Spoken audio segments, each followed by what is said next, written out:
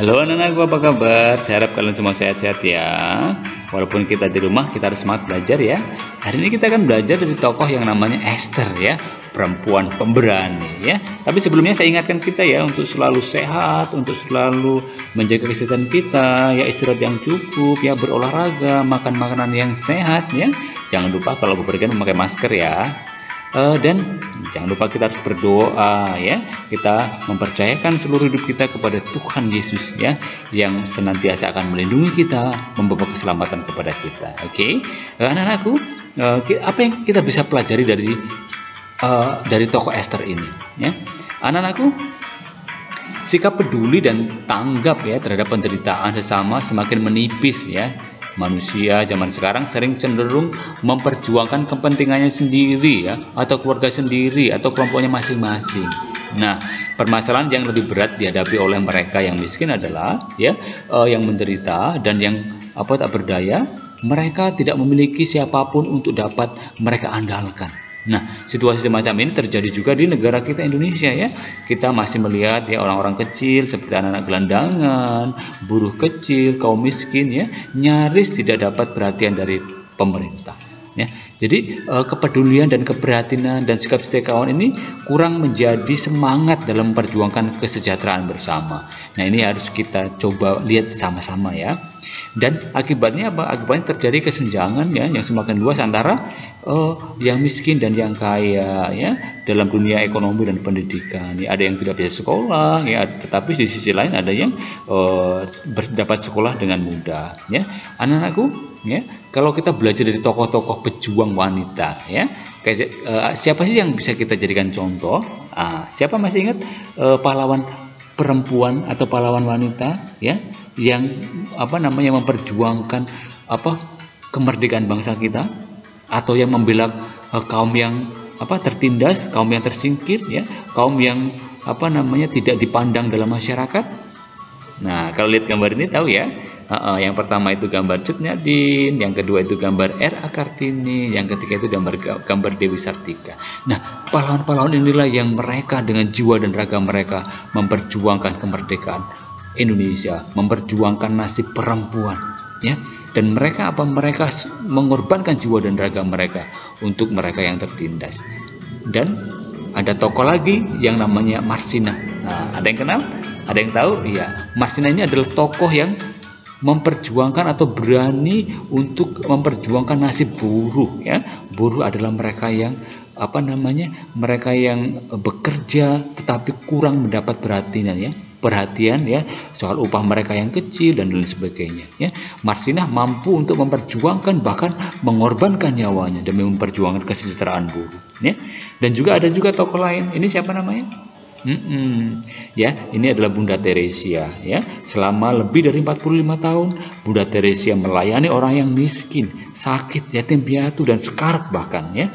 Tapi setelah kematiannya oleh Paus Yohanes Paulus II diberi gelar Beata Teresia dari Kalkuta ya. Ini adalah perjuangan ya dalam mengabdikan diri ya, termasuk mengorbankan jiwa dan raganya untuk mereka yang miskin, sakit dan yatim piatu, bahkan yang sekarat ya. Terus kita sebagai anak-anak Tuhan Yesus, apa dong yang bisa kita lakukan ya? Kita adalah anak-anak Allah yang seharusnya memiliki kepedulian ya dan setia kawan terhadap orang lain ya, sebagaimana melalui Yesus Kristus Allah peduli terhadap kita ya, agar kita dapat menjadi jembatan ya, yang mampu menghantarkan semua orang, semua anggota masyarakat pada kesejahteraan bersama ya. Dan kita juga bisa belajar loh dari tokoh Perjanjian Lama seperti saya sebutkan tadi, seperti judul pembelajaran ini ya. Dalam Perjanjian Lama ya, tokoh perempuan Israel yang peduli terhadap kesejahteraan dan memperjuangkan bangsa Israel adalah Esther ya. Nah, kecantikan dan kesederhanaan Esther menimbulkan kasih sayang Raja Ahasiweros dan semua orang yang melihat dia. Maka Esther dikasihi oleh Baginda lebih dari semua perempuan lain, dan ia beroleh sayang dan kasih Baginda lebih daripada semua anak darah lain, sehingga Baginda mengenakan mahkota raja ke atas kepalanya dan mengangkat dia menjadi ratu pengganti Wasti. Ya, jadi anak-anakku, inilah keunggulan yang dimiliki oleh Esther, ya. Jadi Esther memiliki anugerah kecantikan dan kesederhanaan. Ya, jadi kecantikan yang ia miliki merupakan anugerah Tuhan, ya, seperti yang kita miliki juga. Apa yang kita miliki itu adalah semua anugerah dari Tuhan.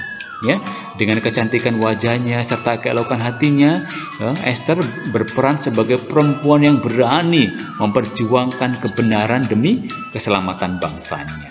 Ya, dalam cerita kitab suci kita dapat meneladani sikap-sikap Esther, yaitu kesederhanaan, kecantikan hatinya, keberanian, serta sikap peduli.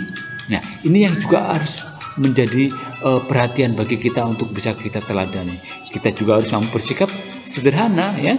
Kita menampilkan kecantikan hati kita, ya, keberanian kita, serta sikap peduli, ya, terhadap sesama kita, ya, terutama mereka yang membutuhkan, ya.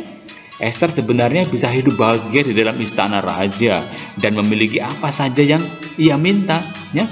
Tetapi karena ia peduli terhadap penderitaan bangsanya, ia rela mempertaruhkan hidupnya demi keselamatan bangsanya. Nah, anak-anakku, nanti silahkan kalian baca, ya, dalam kitab Esther, ya, bab 2 ayat 2 sampai 21 dan ayat 3 bab 3 ayat 15 dan bab 7 ayat 1 sampai 6, ya. Ini silahkan teman-teman anak-anakku baca, ya. Ini akan menarik sekali ceritanya. Oke. Yang penting hari ini kita sudah bisa untuk tahu bahwa teladan Esther ini yang harus kita hidupi, yang harus kita teladani adalah sikap kesederhanaan, kecantikan hatinya, keberanian, serta sikap peduli, ya. Ya, seperti Esther peduli terhadap bangsanya. Oke. Nah, anak-anakku, untuk mengakhiri pembelajaran kita, ya, saya minta anak-anakku untuk menuliskan ini, ya. Silakan dikerjakan, ya, boleh. Ya, yang pertama, jelaskan peran Esther bagi bangsa Israel, ya. Apa tadi perannya? Ada, ya. Terus yang B, siapa saja tokoh-tokoh perempuan wanita yang kalian ketahui yang berperan dalam memperjuangkan kesejahteraan bersama, ya. Siapa tadi yang sudah saya contohkan juga, ya. Terus yang ketiga, jelaskan arti sikap peduli terhadap sesama, beri contoh konkretnya, ya. Apa berarti sikap peduli terhadap sesama? Ya, misalnya memberikan contoh konkretnya, ya, kita memberikan makanan terhadap mereka yang sedang kelaparan, misalnya membagikan nasi bungkus kepada tukang becak misalnya, atau membagikan nasi bungkus kepada mereka yang tidak memiliki tempat tinggal, ya. Itu contoh konkretnya, ya. Itulah juga merupakan kepedulian kita terhadap sesama, ya. Apalagi di masa pandemi seperti ini, ya, kita juga bisa membagikan masker, ya, kepada mereka yang membutuhkan, ya. Itu salah satu contohnya, ya. Bisa dikerjakan, ya, anak-anak, ya. Oke, ya. Sekian dulu pembelajaran kita hari ini. Kita sudah belajar dari tokoh-tokoh perempuan, ya. Kita sudah belajar dari Esther, ya, sang pemberani, ya. Nanti teman-teman bisa baca, ya, sendiri, ya, ceritanya, ya, di kitab Esther tadi, ya, bab 2 ayat 1 sampai 22. Oke. Sampai ketemu di pembelajaran berikutnya, ya. Jangan lupa yang belum subscribe, ya, supaya kita tidak tertinggal pelajaran berikutnya. Bye bye, God bless you.